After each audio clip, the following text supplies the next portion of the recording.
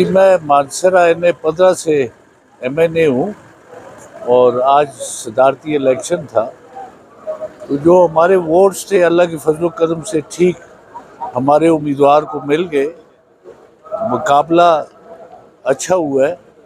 KPK से बड़ी भारी अक्सरियत से अचकजई साहब जीते हैं और यहाँ पे भी वोट्स अच्छे लिए। सर, मुस्तकबिल में जमहूरियत को कैसा देखते हैं? अपना तारुफ करवाते हुए बताएं। मैंने तारफ तो करवा दी एक दफा। शहजादा गिश्तासब मेरा नाम है और ये जमहूरियत का कोई मुस्तकबिल अच्छा नहीं नज़र आ रहा क्योंकि पॉलिटिशियंस में डिवीज़न है और जब तक कि कोई दरमियाना रास्ता नहीं निकलता और PTI को उनका मैंडेट वापस नहीं मिलता और इमरान खान को जब तक ये